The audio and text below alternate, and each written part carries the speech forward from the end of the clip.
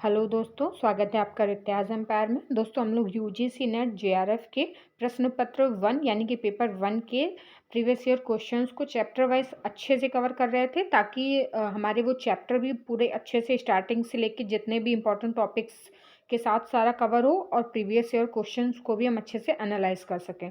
तो दोस्तों previous year questions हमारे शिक्षण अभिवृत्ति यानी कि टीचिंग एप्टीट्यूड के अच्छे से कवर हो चुके हैं। तो जो लोग ये वीडियो पहली बार देख रहे हैं वो लोग प्लेलिस्ट में जाके ये सारी वीडियोस को अच्छे से देखें। दोस्तों इसमें हम लोगों ने व्याख्या सहित एक एक पॉइंट और एक एक टॉपिक को अच्छे से कवर किया है, ताकि कोई भी इम्पॉर्टेंट पॉइंट छूटे ना, और जितने क्वेश्चन बने हैं अभी तक तो उससे हमें ये भी एनालाइज करने में आसानी रहती है कि कैसे क्वेश्चन बन रहे हैं और कैसे क्वेश्चन आगे इस टॉपिक से बन सकते हैं। तो दोस्तों ये पूरा टॉपिक आप लोग प्लेलिस्ट में जाके देख सकते हैं। और जो सेकंड टॉपिक हम लोगों का भी चल रहा है वो चल रहा है एनवायरनमेंट। और एनवायरनमेंट के दोस्तों ए और बी अच्छे से कंप्लीट हो चुके हैं। सी यानी कि पर्यावरण प्रदूषण से रिलेटेड टॉपिक्स चल रहे हैं, और इसका भी वायु प्रदूषण, जल प्रदूषण, मृदा प्रदूषण दोस्तों अच्छे से कंप्लीट हो चुका है। तो आप लोग प्लेलिस्ट में जाके ये सारी वीडियोस जरूर देखें। दोस्तों हमारा नेक्स्ट टॉपिक है C4 का जलवायु परिवर्तन और इसके सामाजिक, आर्थिक तथा राजनीतिक आयाम। चलिए इसके क्वेश्चन से स्टार्ट करते हैं। पहला क्वेश्चन है, मुक्त शेष जल वेस्ट वाटर के प्राथमिक उपचार में किसे हटाया जाता है? तो इसका डी ऑप्शन सही हो जाएगा, सॉलिड्स या ठोस। चलिए इसकी व्याख्या देख लेते हैं। अपशिष्ट जल यानी कि मुक्त शेष जल के प्राथमिक उपचार में इसमें शामिल कीचड़ युक्त जैविक अपशिष्टों के ठोस एवं छोटे तथा बड़े कणों तथा अन्य पदार्थों को हटाया जाता है। यह क्रिया आमतौर पर बड़े टैंक में अवसादन एवं निस्यंदन प्रक्रिया द्वारा की जाती है, जिसके द्वारा ठोस एवं छोटे बड़े अपशिष्ट कर टैंक की तली में बैठ जाते हैं और तेल आदि हल्के पदार्थ सतह पर आ जाते हैं और इनको क्रमिक फिल्ट्रेशन द्वारा हटा दिया जाता है।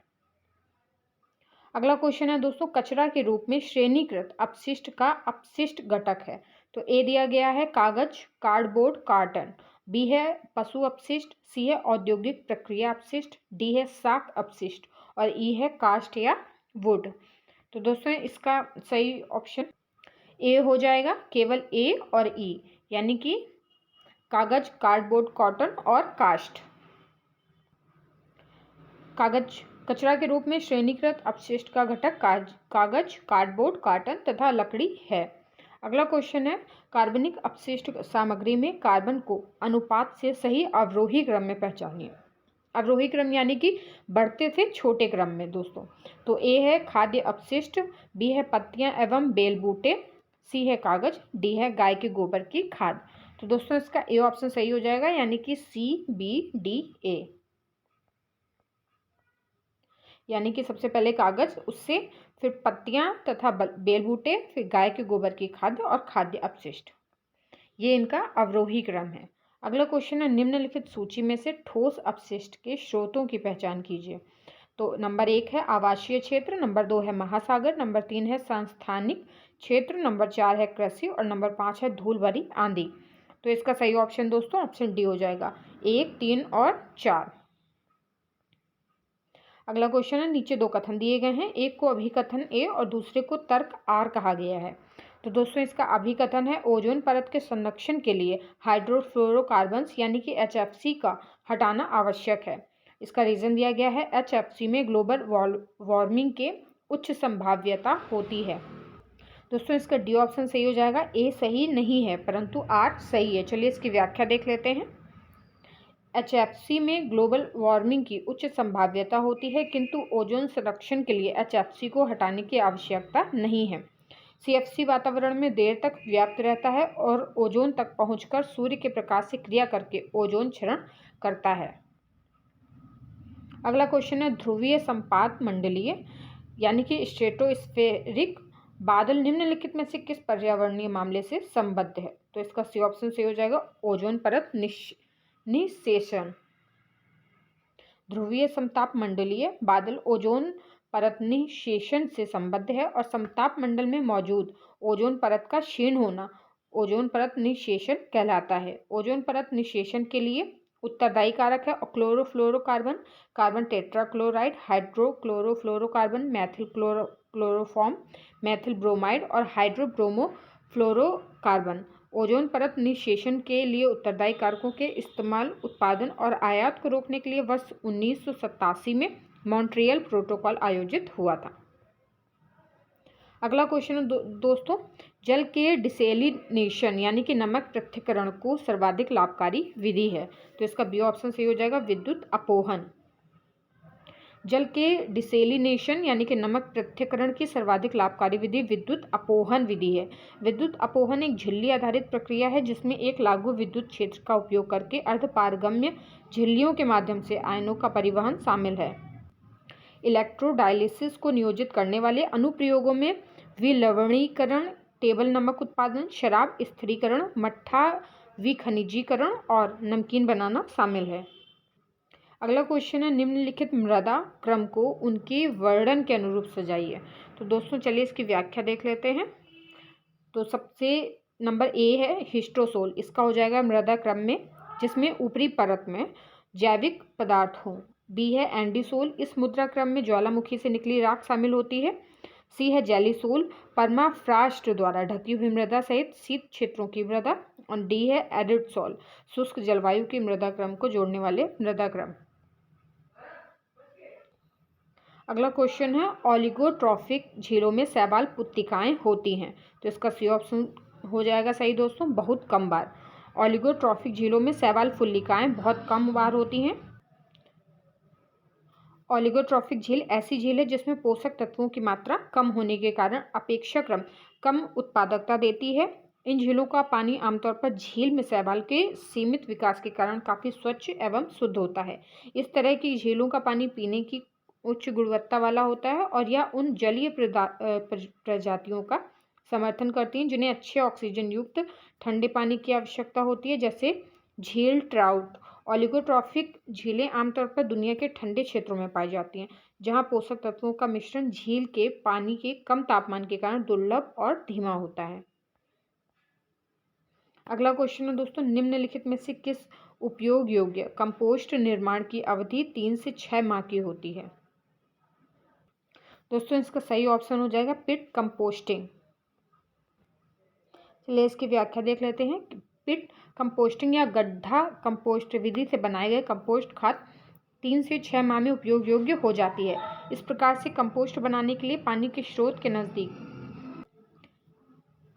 एक 3 मीटर गुणे 2 मीटर गुणे 1 मीटर आकार का गड्ढा बनाया जाता है। खोदने के बाद गड्ढे को गोबर से लीप देते हैं। इसके बाद पोषक तत्वों को सोखने के लिए 10 से 12 सेंटीमीटर की सेंद्रीय पदार्थों के आधार परत बिछाते हैं। अगला क्वेश्चन है, कौन सा प्रदूषक समुद्री प्रदूषण का सबसे बड़ा स्रोत है। तो इसका दोस्तों ए और डी दोनों सही हो जाएगा, कृषि अपवाह और सीवेज। चलिए इसकी व्याख्या देख लेते हैं। समुद्री पर्यावरण विभिन्न स्रोतों और रूपों के माध्यम से दूषित और प्रदूषित हो रहा है। समुद्री प्रदूषण के प्रमुख स्रोत रसायन, ठोस अपशिष्ट, रेडियोधर्मी तत्वों का निर्वहन, औद्योगिक और कृषि प्रदूषण, मानव निर्मित तलछट, तेल फैलाने जैसे कई और कारक हैं। और समुद्री प्रदूषण में सबसे अधिक और बड़े कुछ स्रोत निम्न हैं। नंबर 1 है कच्चा तेल और पेट्रोलियम। नंबर 2 है सागरों में जानबूझकर रासायनिक पदार्थों का निकास। नंबर 3 है जैविक कूड़ा करकट तथा सीवेज को समुद्र में डालना। नंबर 4 है गंदे पानी का सागरों में निकास। नंबर 5 है ज्वालामुखी प्रस्फुटन। और नंबर 6 है अंतरिक्षीय कूड़ा। अगला क्वेश्चन है दोस्तों, निम्नलिखित में से कौन नगर पालिका वाले ठोस कचरे की जैव वैज्ञानिक विधि है।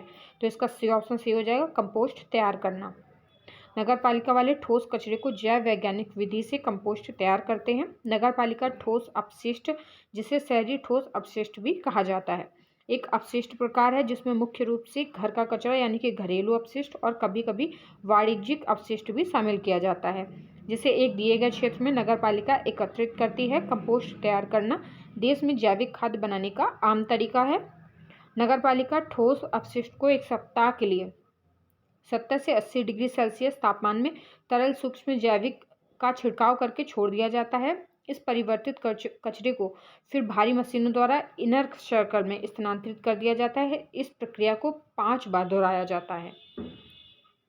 अगला क्वेश्चन है, परमाणु कचरे को डंप करने के लिए निम्नलिखित में से कौन सा सर्वाधिक उपयुक्त है। तो इसका ए ऑप्शन सही हो जाएगा, लवड़ खान। परमाणु कचरे को डंप करने के लिए लवड़ खान सर्वाधिक उपयुक्त स्थान है। इस प्रक्रिया के अंतर्गत लवण खान में परमाणु कचरे को दबा देते हैं तथा ऊपर से उसे मिट्टी से ढक देते हैं, जिससे वो वातावरण को प्रदूषित ना कर सके। अगला क्वेश्चन है, बिटुमेन प्राप्त किया जाता है, तो इसका डी ऑप्शन सही हो जाएगा, भूमिगत खानों से। बिटुमेन यानी कि कोल तार एक तेल आधारित पदार्थ है। यह शोधन प्रक्रिया के दौरान भारी कच्चे तेल से, जैसे तरल पेट्रोलियम गैस, पेट्रोल और डीजल के रूप में हल्का अंशों को हटाने के द्वारा उत्पादित एक अर्ध ठोस हाइड्रोकार्बन उत्पाद है। जैसे यह सही ढंग से परिष्कृत कोल तार के रूप में जाना जाता है। और उत्तरी अमेरिका में कोल तार सामान्यतः डामर सीमेंट या डामर के रूप में जाना जाता है। डामर सड़क फर्श सामग्री के रूप में इस्तेमाल किया जाता है। इसे बिटुमिनस भी कहा जाता है।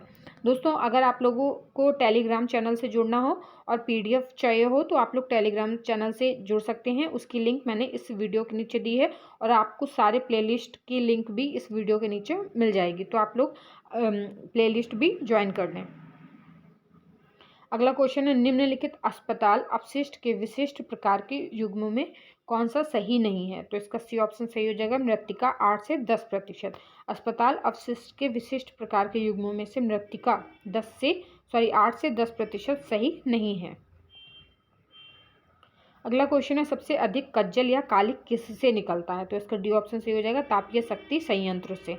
सबसे अधिक कज्जल या सोट तापीय शक्ति संयंत्र से निकलता है। शक्ति संयंत्र के बाद डीजल वाहन से सबसे ज़्यादा कज्जल निकलता है और इसका प्रमुख कारण तापीय शक्ति संयंत्र का कोयले से चलना है, जिसमें सबसे अधिक कार्बन की प्रतिशतता होती है। अगला क्वेश्चन है, तात्क्षणिक बाढ़ यानी कि फ्लैश फ्लड घटित होती है जब वायुमंडल, तो इसका ये ऑप्शन सही हो जाएगा, संवहनिक दृष्टि से अस्थिर होता है तथा इसमें यथेष्ट वायु प्रतिबल या शेयर होता है। चलिए दोस्तों, इसकी व्याख्या देख लेते हैं। तात्क्षणिक बाढ़ तब घटित होती है जब वायुमंडल संवहनिक दृष्टि से अस्थिर होता है तथा इसे यथेष्ट वायु प्रतिबल होता है। और बाढ़ दोस्तों, बाढ़ का सामान्य अर्थ है विस्तृत स्थलीय भाग का लगातार कई दिनों तक जलमग्न रहना। विश्व के समस्त भौगोलिक क्षेत्रफल का लगभग 35% क्षेत्र पर बाढ़ का विस्तार है। अगला क्वेश्चन है, निम्नलिखित में से कौन सा उपागमन मानव पर्यावरण अन्योन्य क्रिया की समस्या से संबंधित सर्वाधिक व्यापक उपागम है? इसका डी ऑप्शन सही हो जाएगा, वाटरशेड विकास उपागम। चलिए दोस्तों, इसकी व्याख्या देख लेते हैं। मानव पर्यावरण अन्योन्य क्रिया की समस्या वह होती है जब मानव पर्यावरण में उपस्थित संसाधनों का दोहन करता है, जिसके फलस्वरूप समस्या का जन्म होता है। और इस समस्या को रोकने के लिए मानव द्वारा अनेक योजनाएं एवं युक्ति का निर्माण किया जा रहा है, जैसे वाटरशेड विकास उपागम। इस योजना के तहत पानी का युक्तिपूर्ण उपयोग हो पाता है। अगला क्वेश्चन है, ताज़ा जलाशयों में जैविक प्रदूषण का प्राथमिक स्रोत है, तो इसका सी ऑप्शन सही हो जाएगा, मलजल का बहिस्राव। ताज़ा जलाशयों में जैविक प्रदूषण का प्राथमिक स्रोत मलजल का बहिस्राव है। घरेलू तथा सार्वजनिक मलजल में मुख्यतः भोजन अवशेष, जल में प्रयुक्त जल तथा शौचालयों में प्रयुक्त जल होता है। इसके प्रदूषक तत्व में अनेक प्रकार के जीवाणु, खमीर, फफूंद तथा हेलमंथ विषाणुओं के अंडे मिलते हैं। अकार्बनिक अशुद्धियां जैसे चिकनी मिट्टी, खनिज, लवण व रेत होती है। एक भारतीय परिवार एक सप्ताह में औसतन 50 केजी कूड़ा फेंकता है। और ये प्रदूषक जो कार्बन युक्त पदार्थ से युक्त होते हैं, सूक्ष्म जीवाणु इनका CO2 यानी कि कार्बन डाइऑक्साइड तथा पानी में ऑक्सीकरण कर देते हैं और परिणाम स्वरूप पानी में घुली हुई ऑक्सीजन का स्तर कम हो जाता है, जिससे जल प्रदूषित हो जाता है। अगला क्वेश्चन है, ग्रामीण घरों में नाइट्रोजन ऑक्साइड प्रदूषण का स्रोत हो सकता है या हो सकते हैं? तो दोस्तों, नंबर 1 है धूम्र निकास की सुविधा रहित गैस चूल्हा, नंबर 2 है लकड़ी चूल्हा और नंबर 3 है मिट्टी तेल वाले हीटर। दोस्तों, इसका सी ऑप्शन सही हो जाएगा, यानी कि तीनों। चलिए इसकी व्याख्या देख लेते हैं। नाइट्रोजन ऑक्साइड तीक्ष्ण जन ऑक्साइड ईंधन जैसे डीजल या कोयले के दहन से प्रदूषित धुएं का मुख्य अवयव है और यह नाम NO2 तथा अन्य कई गैसों को सम्मिलित रूप से दिया जाता है जो प्रदूषक हैं और अम्लीय वर्षा को जन्म देती हैं या पेट्रोल, डीजल, कोयले को जलाने में उत्पन्न होती हैं तथा बिजली कड़कने के समय आसमान में भी बनती हैं। यह गैस बच्चों को सर्दियों में सांस की बीमारियों के प्रति संवेदनशील बनाती है। नॉक्स का सबसे बड़ा स्रोत डीजल का जलना, जो वाहनों के इंजन में वायु की अधिकता में जलता है। अधिक तापमान पर हुए दहन, जो कि एक डीजल इंजन में होता है, वायु में मौजूद तीक्ष्ण जन सांस वायु से प्रतिक्रिया कर इसका निर्माण करते हैं।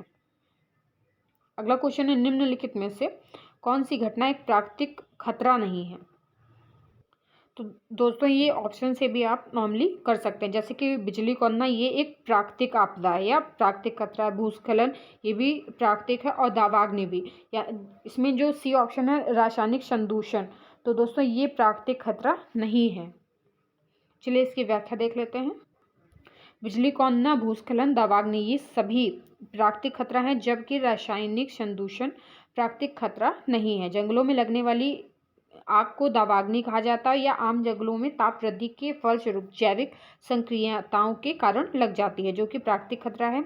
इसी प्रकार बिजली का कौंधना एवं भूस्खलन भी प्राकृतिक खतरा है। रासायनिक संदूषण एक प्रकार का मानव जनित खतरा है, जो जल, वायु, मृदा, वन आदि के अनियंत्रित और अवैज्ञानिक दोहन का परिणाम है। अगला क्वेश्चन है, भारत की बड़ी बड़ी नदियों में जल प्रदूषण का निम्नलिखित में से सबसे बड़ा स्रोत क्या है? तो इसका ए ऑप्शन सही हो जाएगा, असंसाधित मलजल। भारत में बड़ी बड़ी नदियों में जल प्रदूषण का सबसे बड़ा कारण संसाधित मलजल है, जो अस्पताल, शहर के नालों आदि से सीधे नदी में गिराए जाते हैं। घरेलू एवं सार्वजनिक मलजल में मुख्यतः भोजन अवशेष, घर में प्रयुक्त जल तथा शौचालयों में प्रयुक्त जल होता है। इसके प्रदूषण तत्व में अनेक प्रकार के जीवाणु, खमीर, फफूंद तथा हेलोमंथ विषाणुओं के अंडे मिलते हैं, और एक भारतीय परिवार एक सप्ताह में लगभग 50 किलोग्राम कूड़ा फेंकता है। अगला क्वेश्चन दोस्तों, ताप विद्युत संयंत्रों में उत्पादित फ्लाई ऐश एक पर्यावरण हितैषी संसाधन है, जिसका किसमें उपयोग किया जाता है? तो दोस्तों इसका सही ऑप्शन, पहले ए ऑप्शन देख लेते हैं, सूक्ष्म पोषक के रूप में कृषि में, बी है बंजर भूमि के विकास में, सी है बांध और जल धारण के संरचनाओं में, और डी है ईंट उद्योग में। तो दोस्तों इसका ए ऑप्शन सही हो जाएगा, ए, बी, सी और डी, यानी कि चारों ही। चलिए इसकी व्याख्या देख लेते हैं। फ्लाई ऐश को हिंदी में उड़न राख कहा जाता है।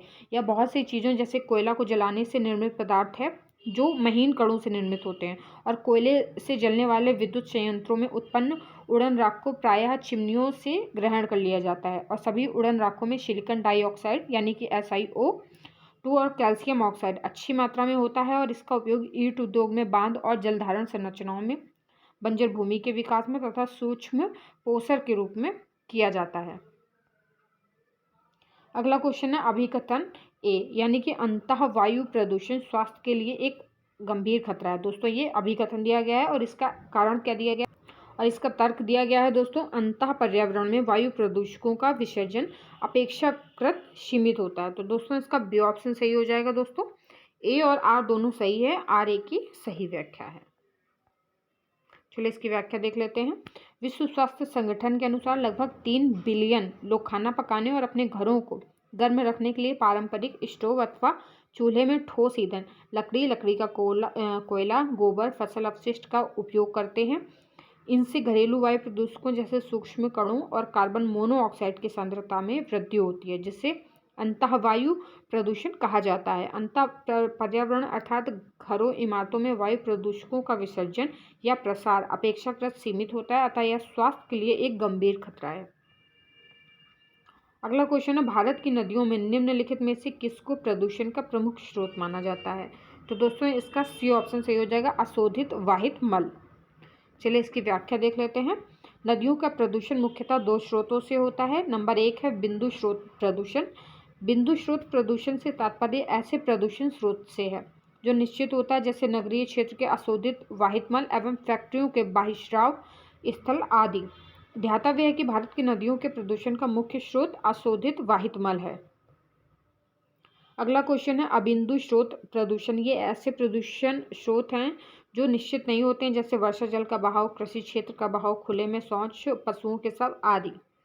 अगला क्वेश्चन है दोस्तों, अम्ल वर्षा तथा अम्ल जमाव संबंधी समस्याओं में कमी लाने के लिए निम्न में से कौन सी विधि सर्वाधिक उपयुक्त है? दोस्तों इसका बी ऑप्शन सही हो जाएगा, जीवाश्म ईंधन के उपयोग में कमी लाना। चलिए इसकी व्याख्या देख लेते हैं। अम्ल वर्षा तथा अम्ल जमाव संबंधी समस्याओं में कमी लाने के लिए जीवाश्म ईंधन के उपयोग में कमी लाना सर्वाधिक उपयुक्त है। मानव जनित स्रोतों से निकलने वाली सल्फर डाइऑक्साइड SO2 तथा नाइट्रोजन के ऑक्साइड वायुमंडल में पहुंचकर जल से मिलकर सल्फेट तथा सल्फ्यूरिक एसिड और नाइट्रस ऑक्साइड तथा नाइट्रिक अम्ल का निर्माण करती है। जब यह वर्षा के जल के साथ नीचे गिरता हुआ धरातलीय सतह पर पहुंचता है तो उसे अम्ल वर्षा कहते हैं।